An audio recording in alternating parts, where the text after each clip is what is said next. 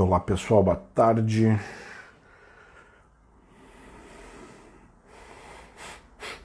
Muito boa tarde a todas e todos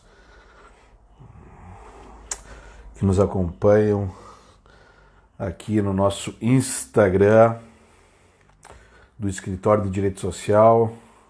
Sejam todas e todos bem-vindos.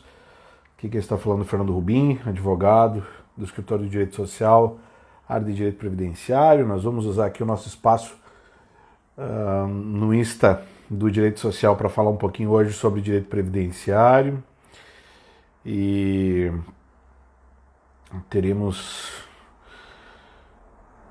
o nosso colega Lucas Abal com a gente aqui logo na sequência,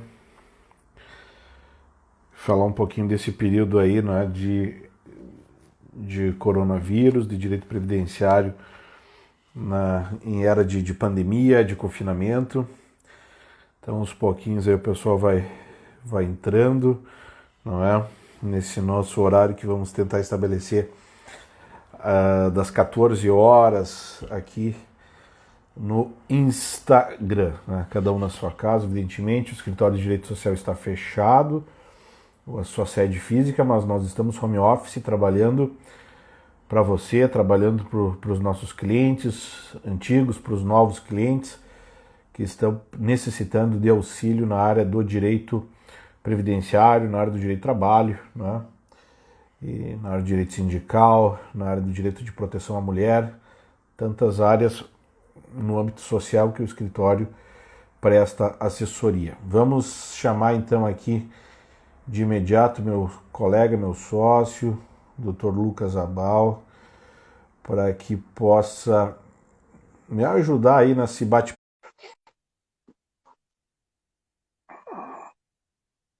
Vamos chamá-lo aqui.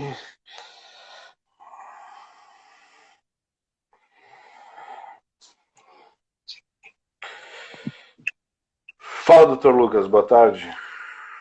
Fernando, tudo bem? Boa tarde, meu amigo, meu colega. À Vamos lá, né? distância hoje, né? Não é o nosso dia a dia do escritório, de conversa, de debate, mas a gente à distância aqui consegue pelo menos transmitir alguma Isso. mensagem da nossa matéria para o pessoal. Lucas, eu acho que tem que falar um pouco mais perto, ou se tu tiver um fone por perto aí, porque ele de vez em quando te ouça um pouco pior. Tá muito baixo aí? Agora tá bom, agora te ouvi bem. Agora te ouvi Tá, bem. tá me ouvindo bem aí? Agora tô te ouvindo bem. Tá. Vamos ver se ele dá uma trancadinha, mas tô te ouvindo bem, tô te ouvindo bem. Ahn, como é que está essa advocacia home office aí? Como é que tu vem encarando essa experiência aí? É o jeito que a gente consegue, né, Fernando, atender os nossos clientes, manter a nossa dinâmica do escritório, manter o funcionamento e sempre com o nosso propósito, né? Lá no escritório a gente já tem isso há muito tempo de fazer tudo que está ao nosso alcance para manter a proteção social do pessoal, evitar qualquer tipo de retrocesso social no âmbito trabalhista, no âmbito previdenciário. E a gente vai se adaptando. Hoje no home office, pela via virtual, a gente vai transmitindo para o pessoal, mesmo aqui pela página do Instagram, quais são os direitos deles, quais são as alternativas que surgem nesse cenário, né? E poder prestar o nosso auxílio social, a nossa tarefa principal aí por meio do escritório. Num primeiro momento parece que a gente ficou meio sem saber como reagir, não é, ao fenômeno da pandemia. De uma hora para outra tivemos que fechar o escritório, como todo mundo teve que fazer aí, né, em Porto Alegre região, né? E, e aí começamos a atuar, enfim, no home office. E o campo do direito previdenciário tem essa peculiaridade da possibilidade das tutelas provisórias, né, dos requerimentos de liminares aí para concessão de benefício previdenciário. Nem todas as áreas têm essa questão do caráter alimentar, e isso de alguma maneira facilita esse tipo de requerimento, não é? Exatamente. A gente tem a possibilidade aí de fazer os pedidos de urgência tramitarem mais rapidamente. O judiciário, a gente sabe que funciona nesse período para as medidas que tratam de urgência, tratam de benefício de natureza alimentar, né? Os recursos que as pessoas precisam no dia a dia para sobreviverem, né? Para manterem as condições básicas de vida. Então, tudo que trata dessas medidas de urgência, o judiciário segue funcionando, segue prestando o trabalho dele, prestando a jurisdição que é necessária, e a gente utiliza muito desse serviço no âmbito previdenciário. Tu bem sabes É, aí. eu queria dar um exemplo para o pessoal de como isso pode ser desafiador. Uma ação que a gente tinha no interior com processo físico, né? Que em tese não caberia fazer um peticionamento dirigido ao fórum, porque o fórum estava fechado, né? A gente não tinha acesso aos autos, mas Sim, uma alternativa que nós encontramos foi fazer uma petição, assinar digitalmente a própria petição, assinar o PDF com o token e encaminhar a petição para o e-mail do plantão. A gente debateu no GT ali e conseguimos o e-mail do plantão do fórum. E vamos mandar a petição para onde? Se não tem, se o processo não é eletrônico, vamos mandar para o e-mail do plantão do fórum. Mandamos para o plantão do fórum a petição assinada digitalmente, PDF, e do plantão foi mandado para a vara, e o juiz despachou com base em cima da petição concedendo a liminar ali do auxílio doença emergencial. Esse período de pandemia, esse período de home office, faz com que o advogado também, principalmente no nosso campo social, procure algumas alternativas que não precisaria fazer se tivesse tudo funcionando normalmente, não é? e ver a importância dessa questão, né? Um auxílio-doença emergencial. Imagina a situação da pessoa precisando daquele recurso. É fundamental nesse sentido também que os cartórios, que o Poder Judiciário se mobilize para prestar esses serviços, né? Da forma que for, seja o peticionamento, o envio por e-mail, a assinatura eletrônica, pouco importa o método, né? A importância é que se alcance a proteção social. A pessoa precisando do auxílio-doença, tendo direito a esse benefício, ela tem que estar protegida. Essa é a ideia. É nesse sentido que a gente está conseguindo exercer a nossa atividade, né?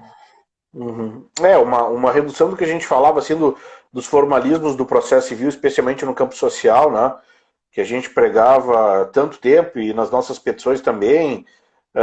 Parece que num período desse de pandemia que o judiciário ele realmente ele fica mais aberto a receber esse tipo de manifestação, né?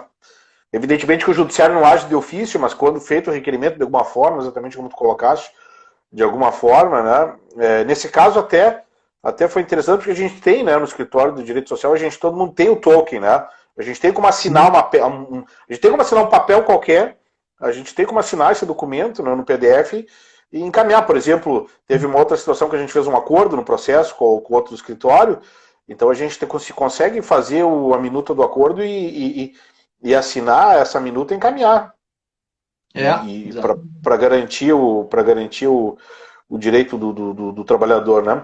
Lucas, o que tu pode dizer para o pessoal, para os nossos clientes, enfim, sobre o auxílio emergencial? E esse não é auxílio doença, né? O auxílio Sim. doença ele é um benefício concedido pelo INSS em caso de incapacidade, mas aquele cidadão que não está contribuindo para o INSS, aquele cidadão que ele não tem condição de gozar de um benefício previdenciário, que exige contrapartida, que exige contribuição, quais são os requisitos fundamentais e como é que o governo pensou esse benefício nessa época de pandemia? Exatamente. Até antes de entrar nesse ponto, complementando um pouco o que tu disse, é muito importante que o judiciário muitas vezes abra mão desse formalismo, dessa estrutura muito sólida, muito difícil de acessar, para garantir o direito das pessoas, para garantir os benefícios previdenciários de natureza alimentar. Mas já entrando na nossa pauta, é importante a gente colocar para o pessoal do que a gente vai tratar hoje, né? A gente vai falar um pouco do benefício do auxílio emergencial, as diferenças que existem entre o auxílio emergencial e as demais prestações, aí os benefícios previdenciários, principalmente, o LOAS, qual é a diferença? O auxílio emergencial não é o benefício assistencial, eles têm uma diferença bem importante. E a gente também vai tratar a respeito da teleperícia, que tá se falando aí, de uma resolução recente do CNJ para viabilizar a realização de perícias de forma virtual. Então, esses pontos são principais. Aí a gente também vai tratar de alguns benefícios previdenciários, o Fernando vai entrar em detalhe. Mas vamos falar um pouco desse auxílio emergencial. Eu sei que a urgência principal e a curiosidade também principal é saber quais são os requisitos do auxílio emergencial. A gente tem uma legislação recente que trata a respeito dessa matéria. Então, para que serve esse auxílio emergencial, né? Esse é um benefício assistencial, ele tem a característica assistencial, né? Ele anda em paralelo com o LOAS, né? Ele tem a mesma natureza, são políticas assistenciais que o governo fornece, mas eles têm características diferentes, tá? Enquanto o LOAS, ele já é um benefício aí que tem praticamente 30 anos, ele serve a quem está em condição de miserabilidade, preenche os requisitos, ali 65 anos de idade, pessoal com deficiência, ou até mesmo aqueles que têm uma renda familiar até um quarto salário mínimo. Então, esse benefício do LOAS, ele já está bem caracterizado, ele já tem uma história no nosso ordenamento, ele tem o caráter assistencial. Esses são requisitos simples que as pessoas precisam preencher e o LOAS, ele busca justamente atender as pessoas que estão numa condição de miserabilidade, que estão com uma fragilidade muito grande financeira para manter a própria vida. É importante a gente fazer a distinção aí em relação a esse benefício assistencial LOAS e os benefícios previdenciários. Lá nos benefícios previdenciários a gente tem requisitos mais difíceis, mais complicados para acessar os benefícios, que são as contribuições, que é o período também de contribuição que a pessoa tem, as várias regras para cada benefício previdenciário. O LOAS não, esse benefício assistencial, ele serve para manter, de fato, uma assistência básica às pessoas mais vulneráveis, né? É um benefício que não tem essa prestação e contraprestação. A pessoa não precisa contribuir para receber o LOAS, né? Esse é um benefício devido a quem é de fato vulnerável, a toda a sociedade que contribui para esse benefício. E o auxílio emergencial... Só lembrar, não é, Lucas, que esse benefício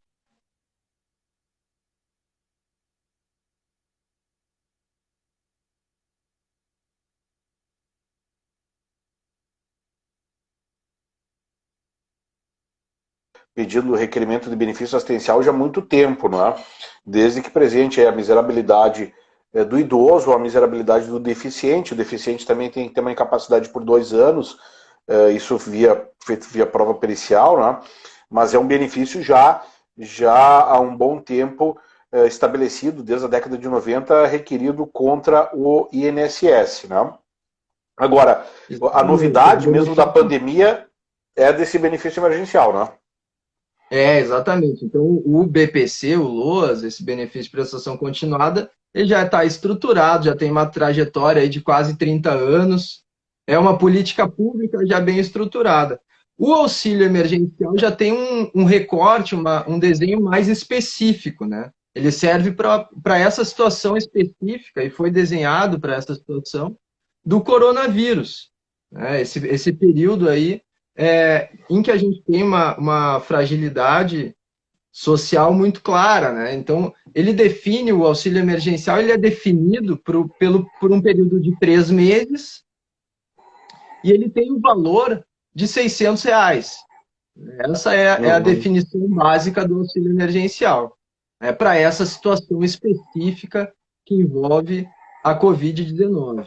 Né? E ele vai ser devido, aí tem uma regra um pouco complexa na lei, bem extensa, mas a gente vai passar aqui ponto a ponto cada uma dos requisitos. A pessoa tem que preencher cumulativamente, então tem que preencher todos os requisitos para poder receber esse auxílio emergencial de R$ 600 pelo período de 3 meses. Ela tem que ser maior de 18 anos, ela não pode ter um emprego formal ativo e ela não pode aí também ter um benefício previdenciário ou um LOAS, né? Ela não pode estar recebendo benefício previdenciário ou LOAS ou seguro-desemprego. Nem qualquer outro tipo de transferência de renda federal de outra natureza. Então, caso a pessoa esteja nessa condição, ela vai poder receber o auxílio emergencial. Além desses requisitos, ela não pode, no exercício de 2018, ter rendimentos tributáveis acima ali de R$ 28.559,70.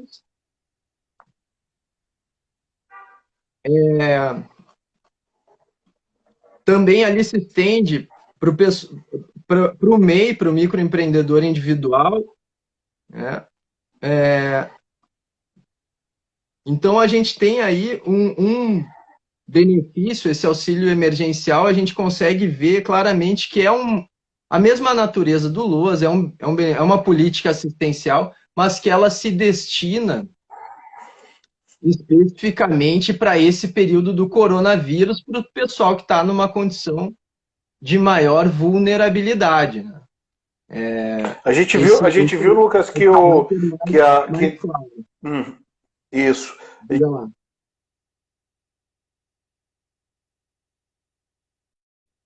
E que está em exame aguardando uma complementação de documentação.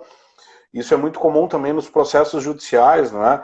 Se exigir uma documentação complementar para justamente ver se foram cumpridos todos esses requisitos, tendo em vista que eles são cumulativos mesmo, né? Essa questão aí do valor do imposto de renda e da inexistência de benefício, vai ter que ter uma certidão do INSS de que ele...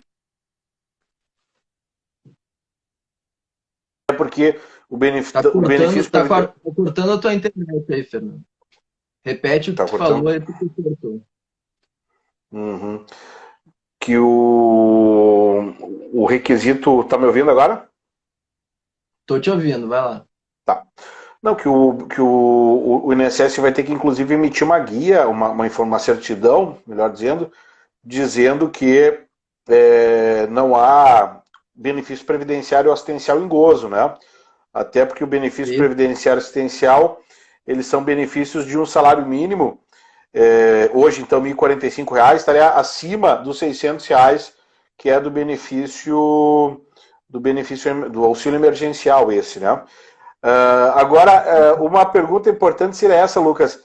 Se uma grande margem de cidadãos está tendo negativa desse benefício emergencial, teria algum espaço para procurar judicialmente esse benefício?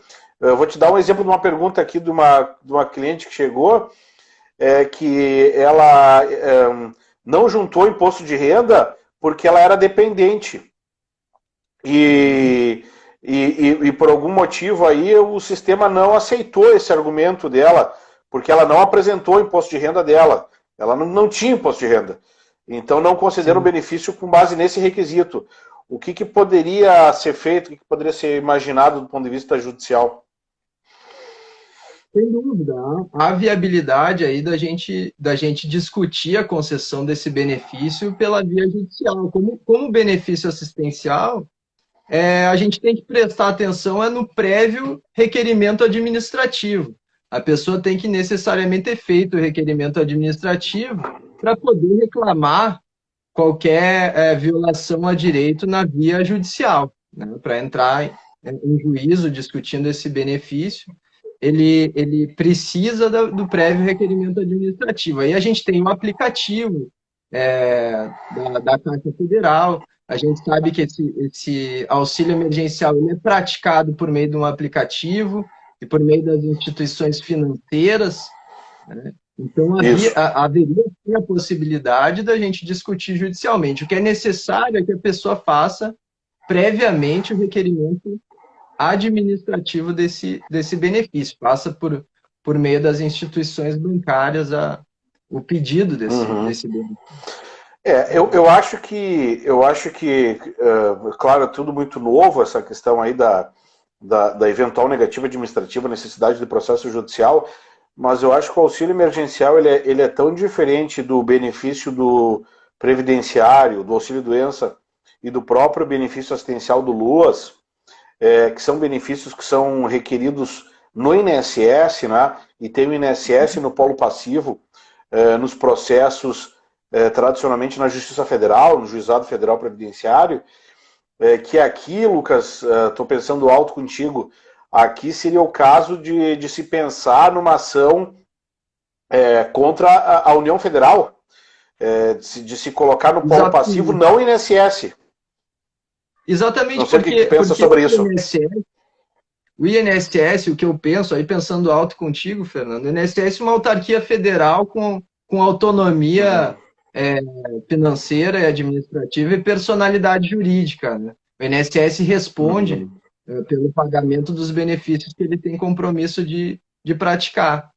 O auxílio emergencial não está abarcado pelas tarefas desta autarquia, né? Ele não está abarcado pelas tarefas do INSS, da personalidade jurídica do INSS. Então, aí sim, me parece que a União Federal responde por esta prestação assistencial. É por isso que é importante referir que se trata de um benefício, esse auxílio emergencial, ele cuida de um benefício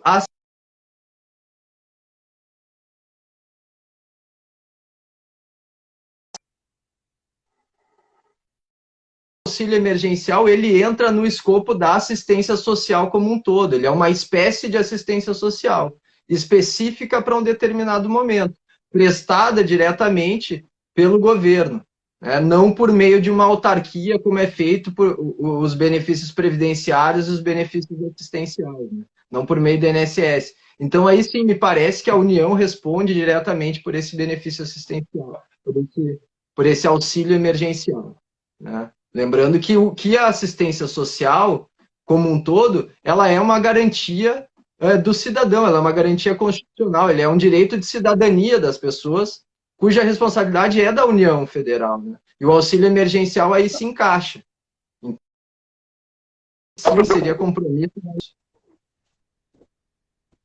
O próprio benefício, o próprio Bolsa Família, essencial nesse sentido mais amplo, né? O Bolsa Família, ele é considerado um benefício assistencial no sentido mais amplo, né? Exatamente. Também, né? Também é considerado. E aí, nesse caso, ele tem que cumpre aquele requisito também de estar presente no CAD único, né? De estar presente no cadastro de registro de miserabilidade, né? Mas esse requisito que tu colocaste anteriormente, se um eventual cliente nosso tiver no Bolsa Família, recebendo já o Bolsa Família, como é que fica a situação dele com relação à possibilidade dele ganhar o auxílio? Aqui, segundo a legislação, há uma vedação, né, desse acúmulo de benefício assistencial. Ele não poderia acumular o benefício assistencial representado pelo auxílio emergencial com outras espécies de benefício assistencial, como é o caso do LUAS, como é o caso do Bolsa Família, né? Ele não poderia fazer essa acumulação entre as diferentes espécies, né? Ele teria que Tá. Então, só para o pessoal aí sintetizar o que a gente está debatendo aqui com o Lucas, né? Nós temos um sentido de benefício assistencial mais restrito, vinculados a benefícios concedidos pelo INSS, para quem estabelece o requisito da miserabilidade, que é 1/4 do salário mínimo, renda per capita, e mais a questão de ser deficiente, demonstrar incapacidade de 2 anos, ou a questão do idoso de 65 anos, seja homem ou mulher. E nós temos outras questões assistenciais, reconhecidos como benefícios assistenciais, mas é a cargo da União Federal, como, por exemplo, a Bolsa Família, e agora esse auxílio emergencial, que ficaria, então, a cargo da União Federal, arcar com ele, caso realmente o cidadão se enquadre nos requisitos, e um deles é justamente não ter nenhuma relação com o INSS, não ganhar benefício previdenciário, não ganhar o benefício assistencial, além de cumprir os outros requisitos aí que o Lucas nos elencou, né? Então, uma sugestão aqui que a gente coloca é de que o cidadão, nesse caso, de indeferimento do auxílio emergencial, como também ele pode ter um indeferimento do LOAS ou do auxílio-doença nesse período de gravidade, né? Porque o cidadão pode estar aí precisando ficar encostado no INSS em razão do próprio problema do coronavírus, enfim, né? Então aqui nós temos uma solução que pressupõe a negativa administrativa, pressupõe um documento de negativa desse requerimento junto ao Estado, junto, no caso, ao INSS ou do auxílio emergencial junto à Caixa, junto a um banco que esteja apto aí a receber esse encaminhamento do auxílio emergencial, né? E há essa possibilidade, a partir do indeferimento administrativo, de se buscar o Poder Judiciário Federal, na Justiça Federal, para requerer esse benefício nos termos da lei. Mais alguma coisa aí, Lucas, nesse ponto? Vamos lá. Tem um ponto interessante que eu queria propor aí para a conversa contigo, que a lei que trata do LOAS, do benefício do BPC, do benefício de prestação continuada, a 8742, lá em 2011, ela foi ampliada, essa legislação. Ela teve um regramento incluído ali, que são justamente os benefícios eventuais, né? A gente tem o BPC, que é o benefício de prestação continuada, lá no artigo 22 dessa lei 8742, a gente tem a figura dos benefícios eventuais. Olha que curioso, talvez não fosse nem necessário ter sido criado o auxílio emergencial, tendo essa legislação aqui que já previa a possibilidade do benefício eventual. Olha lá, no artigo 22 dessa lei diz: entendem-se por benefícios eventuais as provisões suplementares e provisórias que integram organicamente as garantias do SUAS e são prestadas aos cidadãos e às famílias em virtude de nascimento, morte, situações de vulnerabilidade temporária e de calamidade pública, que é justamente o que a gente está vivendo hoje com o coronavírus. Então, o benefício eventual esse de assistência, que hoje é representado por uma legislação própria aí do auxílio emergencial, já estava disposto lá desde a legislação de 2011, aí, que alterou a lei do LOAS. Né? Talvez fosse uma alternativa a ser pensada até mais prática, não precisar envolver instituições financeiras, não obrigar que as pessoas tenham um aplicativo no celular. A gente sabe que muitos dos titulares desse benefício assistencial do auxílio emergencial não têm acesso a celular, quando muito a um celular com aplicativo. Então, haveria sim a possibilidade do benefício eventual ser praticado de uma forma mais rápida, mais ágil, mais acessível às pessoas, e que alcançasse, sim, a finalidade desse benefício, né? Que é dar o mínimo de qualidade de vida para as pessoas nesse momento de pandemia. Né? Garantir o direito delas nesse momento de fragilidade. O que eu faço o contraponto, quem sabe aqui que foi pensado, é que o INSS ele logo saiu de uma reforma da Previdência, um sistema que está em atualização, que está em mudança, e eu realmente não sei se esse dispositivo do artigo 22, que foi bem lembrado por ti, ele não se inseriria num quadro que fosse mais restrito, né, de um benefício de vulnerabilidade temporária que não abrangesse tanta gente assim, porque é impressionante o número de cidadãos que estão sendo beneficiados, né, e corretamente pelo esse benefício. Então, se a gente juntasse todo mundo no INSS, só fazendo um contraponto, acredito que talvez a gente tivesse uma dificuldade ainda maior na vazão desses benefícios. Não sei se isso foi objeto de ponderação para tentar fazer essa distinção aí e até abrir mais canais, né, de concessão do auxílio emergencial, não vinculando diretamente a sorte do INSS. Né? Sim.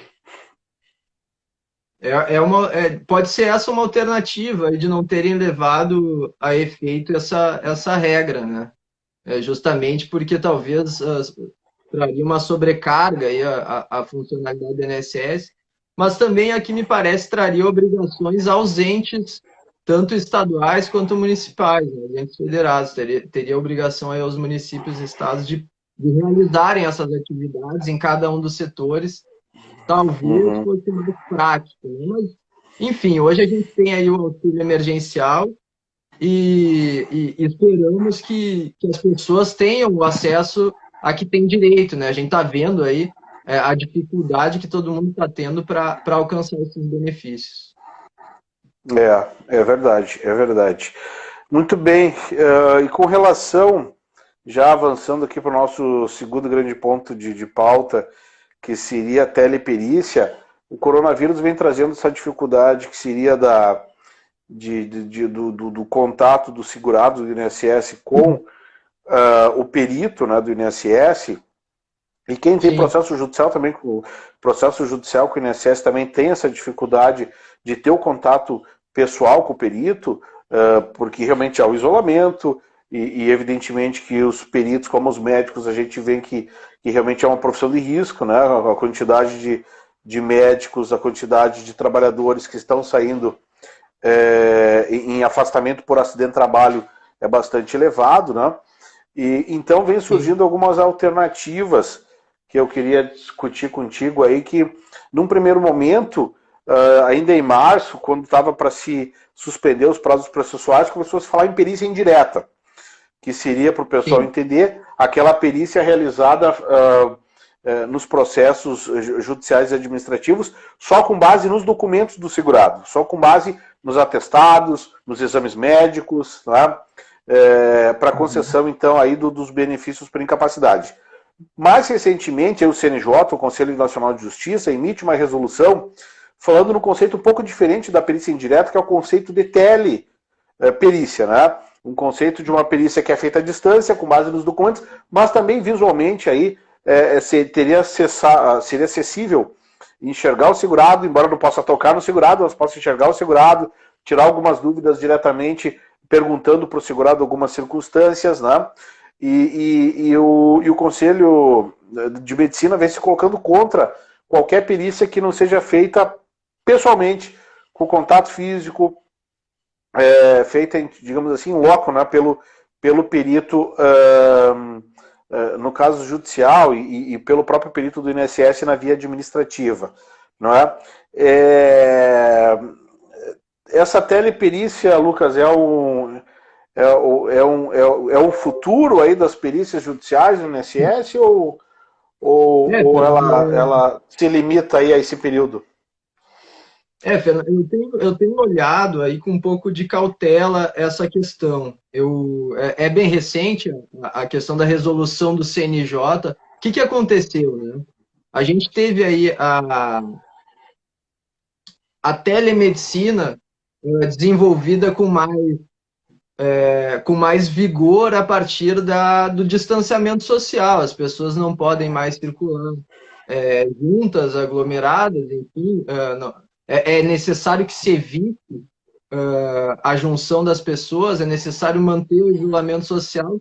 Com isso, a telemedicina cresce, né? A telemedicina ganha força. Mas é necessário que a gente separe a ideia de telemedicina da ideia da teleperícia e da perícia indireta. E me parece que esse é o grande equívoco que o CNJ fez na redação da resolução. Né? A telemedicina ela acabou sendo ampliada agora com a Covid-19 para os momentos que é necessário uma orientação, né, uma orientação médica, as teleorientações, os telemonitoramentos, então monitorar a situação de algum paciente, as teleconsultas, né, fazer algum tipo de consulta por meio de teleconferência, por meio virtual. Então se ampliou um pouco o leque da medicina para permitir alguns serviços médicos necessários nesse período, né? Nessa onda da ampliação da telemedicina, se valendo dessa ampliação, o CNJ editou essa resolução,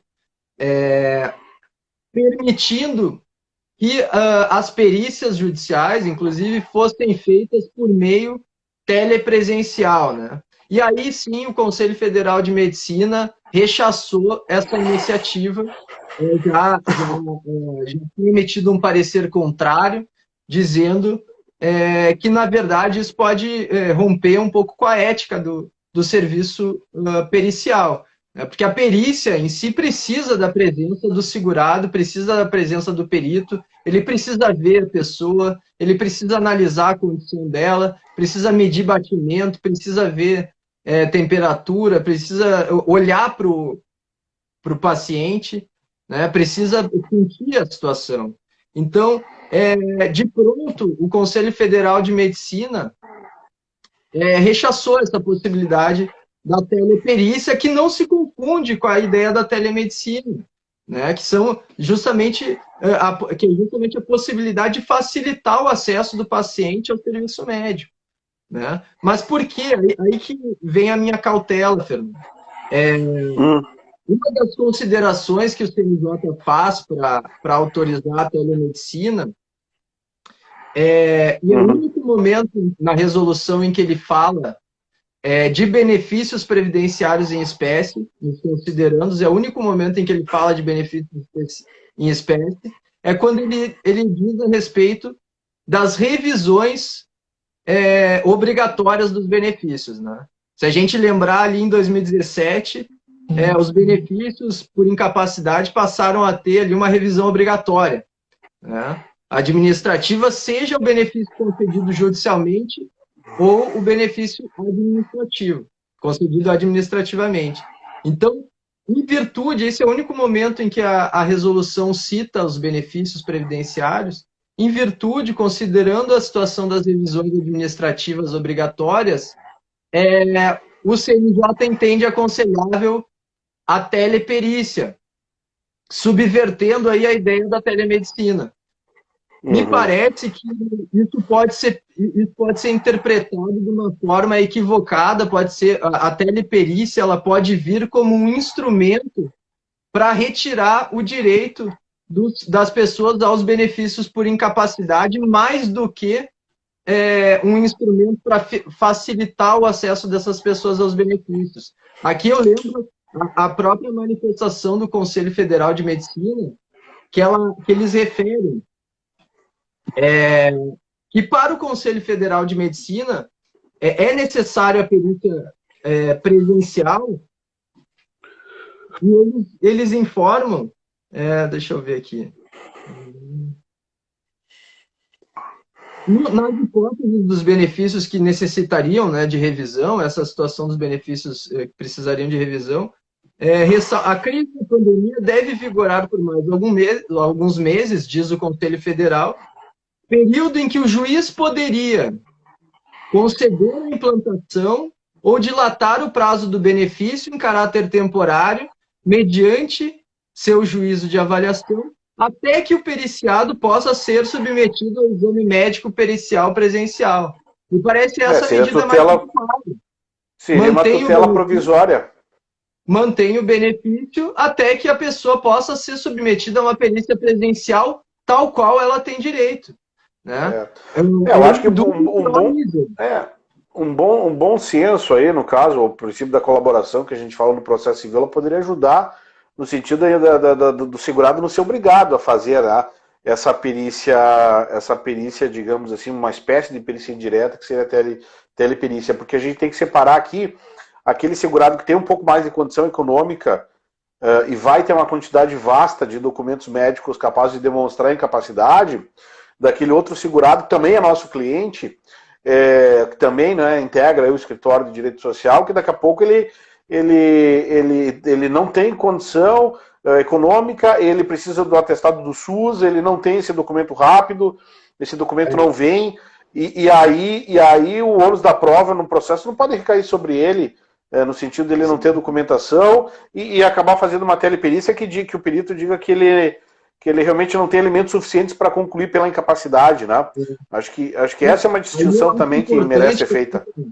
Aí eu acho importante a gente fazer a distinção da teleperícia para a perícia indireta, né? Quando a gente está falando de perícia indireta, a gente está falando da impossibilidade de realização da perícia na pessoa diretamente, ou seja, a perícia indireta recai sobre objetos e coisas, né? Tu vai analisar os documentos, vai analisar vídeos, vai analisar outras circunstâncias, mas não vai fazer a perícia na pessoa, né? Quando a gente está falando em teleperícia, a gente está falando da hipótese de realizar a perícia na pessoa de forma virtual.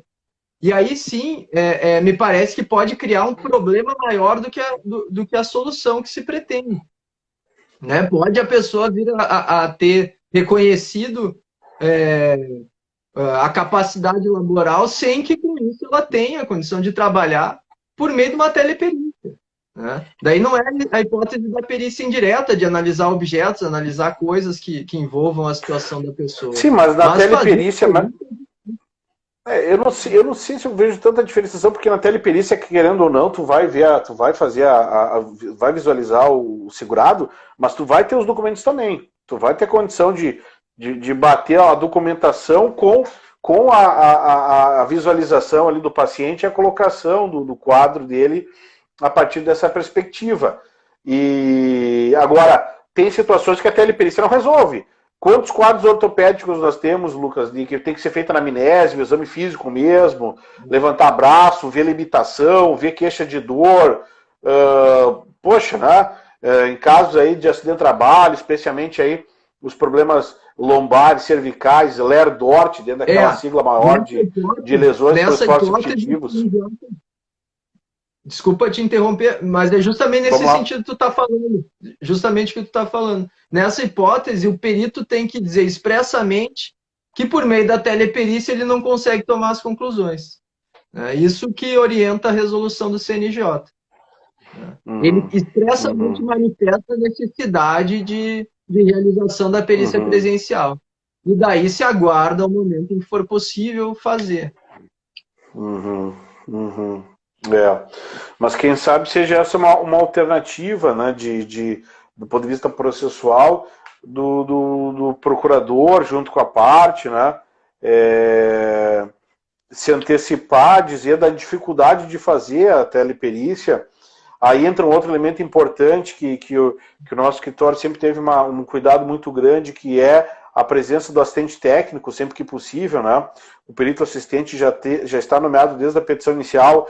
O perito assistente na teleperícia ele pode ser indicado, segundo a resolução do CNJ, até 5 dias antes da perícia, para acompanhar o evento, para estar junto na sala, para poder dialogar com o perito oficial, para poder estabelecer aí aquilo que a gente denomina de contraditório técnico, né?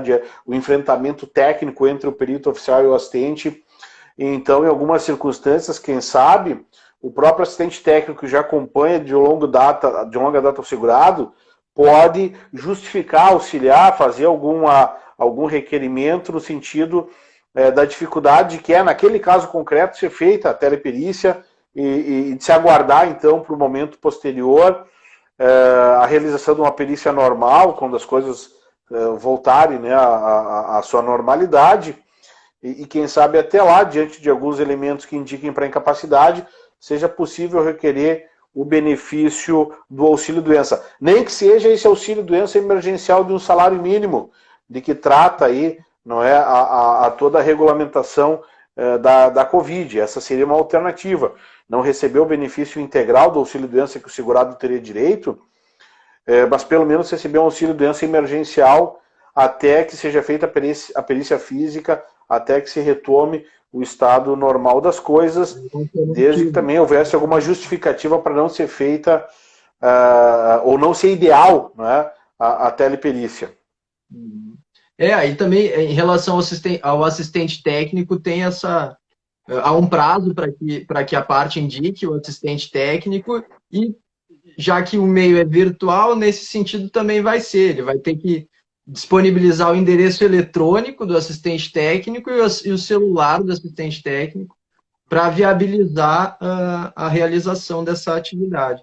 E eu acho que sim, é fundamental que o assistente possa se manifestar e dizer se há ou não condição de realizar o trabalho de forma virtual. Muito bem, muito bem. Doutor Lucas, obrigado aí pela participação. Uma frase final aí em termos de expectativas de como a advocacia ela vai sair, digamos assim, renovada desse período da pandemia. O que tu acredita que a pandemia antecipou em termos de atuação do advogado? O que vai ficar de lição, né? Porque alguma coisa a gente vai aprender depois de todo esse período de quarentena. Profissionalmente, pessoalmente também é verdade, mas profissionalmente, o que tu entende que a gente vai levar para frente aí desse período? Me parece que a advocacia, de uma forma geral, e aqui eu coloco sobretudo o nosso escritório, vai se adaptar. Não vou nem falar que vai ter que se adaptar, mas vai se adaptar a essa nova dinâmica social que a gente vive, né? Essa dinâmica mais virtual, sempre mantendo o nosso objetivo tradicional e histórico de preservar a proteção social, né? Seja no âmbito trabalhista, seja no âmbito previdenciário, seja no âmbito assistencial, a gente vai estar à disposição da forma que for, se adaptando aos cenários que vierem para prestar esse serviço nosso que já é tradicional, histórico e que define o nosso escritório. Muito bem, acho que sim, acho que a própria relação cliente-advogado também se restabelece, né? Por exemplo, alguns colegas, eu não falo não especificamente do nosso escritório, mas que a gente tem contato com tanta gente que tinha, por exemplo, limitação para dar o WhatsApp para o cliente, não é? No mundo desse virtual de home office não tem mais como ter esse tipo de separação, assim, não é? De limitação de contato só com a secretaria do escritório, só por e-mail, não é? É o mundo mais dinâmico que exige essa interação maior também, não é? E as pessoas pedem as respostas também cada vez mais breves, mais rápidas, mais céleres, e que também envolve o judiciário. É por isso que o Poder Judiciário também tenta se adaptar a essa nova realidade, né, para dar a prestação jurisdicional que cada segurado merece, que cada pessoa merece, o mais rápido possível. A nossa realidade hoje é essa e a gente tem que se adaptar. Lembrando aqui, uma das questões que a gente se deu conta, na verdade, assim com maior vigor agora na época da pandemia, que se o primeiro grau não age com essa rapidez, com essa agilidade, especialmente nas questões das tutelas provisórias, a gente teve essa movimentação dos tribunais e das turmas recursais muito forte. A gente tem, por exemplo, o recurso aí no procedimento comum do agravo de instrumento, que vem funcionando bem. Nos juizados, um recurso que praticamente era inutilizado, voltou com muita força agora, que é o recurso de ação cautelar, um recurso que tem previsão no artigo 4º da Lei dos Juizados Federais e que vem sendo usado, ou vem sendo aceito, pelo menos nesse período de coronavírus, para discutir a não concessão de tutela provisória, de liminar, pelo juiz do primeiro grau nos juizados. Então, me parece, né, Lucas, que as ferramentas processuais, as ferramentas, elas estão aí, elas podem como digamos assim, uma boa vontade dos operadores do direito, elas podem ser usadas para dar essa solução aí nesse período de crise, e espero que essas ferramentas elas continuem sendo usadas de uma maneira um tanto quanto informal, ou de forma a se abrir o Poder Judiciário, como diz lá o princípio constitucional do acesso à justiça, do acesso amplo à justiça, né? Não só o acesso formal, mas o acesso material ao Poder Judiciário. O processo, né, Fernando, a gente bem sabe, ele tem que ser um instrumento para que as pessoas possam alcançar os seus direitos, né? Então a gente tem que saber se adaptar aos tempos, né? Se hoje o tempo demanda uma resposta rápida, o processo tem que ser um instrumento que viabiliza esse serviço, ele não pode ser um obstáculo. É. Acho que a gente tira essa lição desse período também. A gente faz uma retomada, uma revisitada que também com relação aos aspectos da tecnologia, com relação aos aspectos da virtualização dos escritórios. A gente notou também, nesse período de pandemia, quão difícil são a movimentação dos processos físicos, não é? Porque se a gente tiver que se intimar com, por exemplo, se intimar de um laudo que a gente tinha para se intimar em Montenegro, não tem como se intimar do laudo, do teor do laudo, né? Simplesmente pelo fato do foro estar fechado, da OAB regional lá não estar sendo viável, né, de fazer a movimentação. Então, algumas questões aí com relação à virtualização, à eficiência do processo eletrônico, elas ficaram, me parece, ficaram bem claras nesse período, né, Lucas? Exatamente. A necessidade de adaptação. A gente tem, hoje, mais recente, a questão do vídeo, né? Tem muitos processos eletrônicos aí, muitos poderes que ainda não se adaptaram a receber vídeos, documentos em MP4, enfim, no formato de vídeo. Então é algo que vão ter que se adaptar a receber, porque são instrumentos de prova que viabilizam a tutela de determinado direito, viabilizam que certo direito seja realizado. Então vão ter que, em alguma medida, conseguir receber os documentos. Então, isso que a gente coloca. O processo ele tem que ser um instrumento facilitador para as pessoas alcançarem seus direitos. Muito bem, muito bem. Então, agradecemos aí a presença do nosso colega Lucas, primeira transmissão aí que a gente faz no âmbito do direito previdenciário pelo nosso escritório de direito social, né, nesses movimentos das lives, nesse período de quarentena. Seguramente vamos voltar aí com outros temas. A nossa área trabalhista também pretende fazer uma live, né? O nosso núcleo também de defesa da mulher, em especial, também pretende fazer uma manifestação aqui, utilizando o espaço do escritório, utilizando a acolhida aí de muitos colegas, muitos clientes, não é, da comunidade, enfim, interessada na proteção do direito social, trabalhista, previdenciário. Também temos o interesse de mais para frente debater previdência complementar, previdência privada, que é um outro espaço importante do escritório, não é? Pioneiro do escritório, referência nacional no escritório, como são as áreas de previdência pública e a área do direito do trabalho, direito sindical. Então, a gente fica muito feliz de ter esse espaço, de ter essa alternativa aqui. O debate espero que tenha sido bastante proveitoso, né? E sempre é bom fazer, não monólogo, né? Fazer um debate com os dois lados, complementando, na verdade, essa atuação. É boa. A gente joga no ar as ideias aí e dá oportunidade para o pessoal se manifestar também.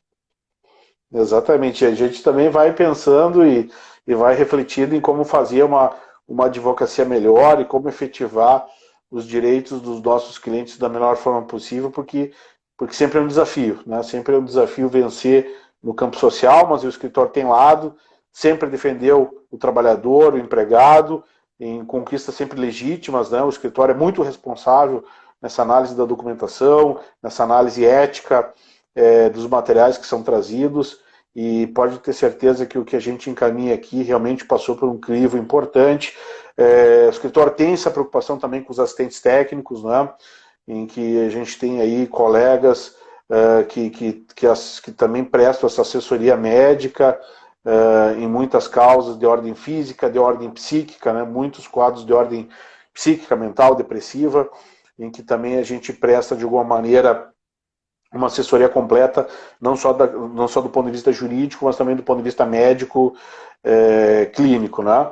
E vamos passar dessa, né, Lucas? Vamos seguir em diante. São tempos delicados, mas o escritório está à disposição dos clientes, de todo o grupo, que precisa do nosso serviço, sobretudo o pessoal mais vulnerável,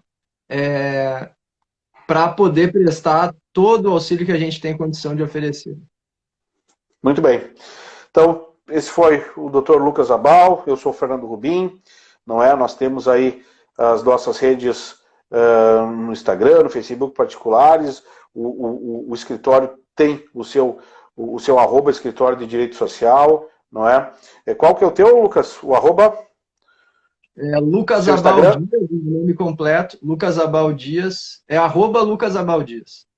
Arroba Lucas Abal Dias, se quiser alguma pergunta específica, o Dr. Lucas fique à vontade, não é? Também se quiser alguma questão específica comigo no arroba Fernando Rubim RS, esse aqui é o arroba escritório de direito social. Até a próxima, 24 horas em defesa do trabalhador, esse é o nosso escritório de direito social. Um grande abraço a todos, até a próxima, valeu! Estamos aí, um abraço.